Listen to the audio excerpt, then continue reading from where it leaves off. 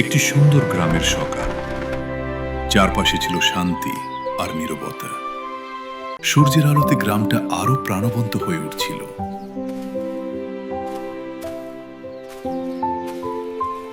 এই গ্রামেই থাকত রবি নামে একটি ছোট ছেলে।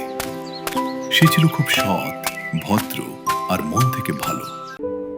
গ্রামের সবাই তাকে বিশ্বাস করত।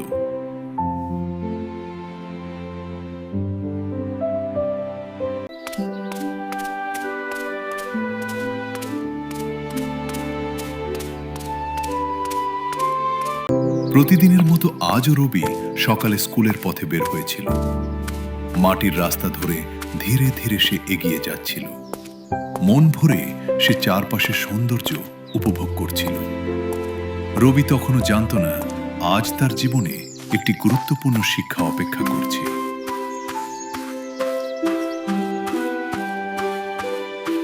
হঠাৎ রবি রাস্তার ওপর একটি মানি ব্যাগ দেখতে পেল। সে থমকে দাঁড়ালো। মানি ব্যাগটি দেখে তার মনে নানা চিন্তা ঘুরতে লাগলো। এটা যে কারো খুব দরকারি জিনিস তা সে বুঝতে পারছিল। রবি চাইলে মানি ব্যাগটি নিজের কাছে রেখে দিতে পারত, কিন্তু তার মন তাকে সৎ পথে চলতে বলল।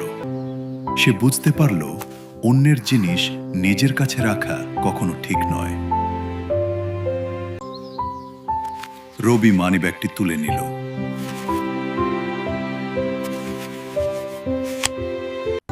এরপর সে গ্রামের মানুষদের খোঁজ করতে লাগলো।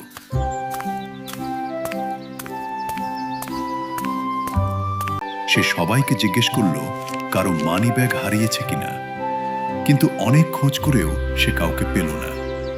তবুও রবি হাল ছাড়ল না। সে জানত মানি ব্যাগটির মালিক নিশ্চয়ই খুব চিন্তায় আছে। ঠিক তখনই একজন বৃদ্ধ লোক ধীরে ধীরে এগিয়ে এলেন। তার মুখে ছিল দুশ্চিন্তার ছাপ।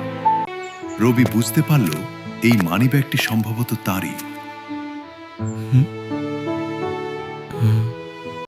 রবি আনন্দের সাথে মানি ব্যাগটি সেই বৃদ্ধ লোকটির হাতে তুলে দিল।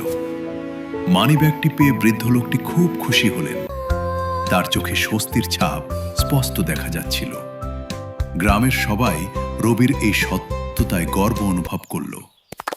রবি তখন বুঝতে পারল সৎ থাকলে মনে সত্যিকারের শান্তি পাওয়া যায়। এই গল্প আমাদের শেখায় সত্য আর সততা সব সময় ভালো ফল দেয়।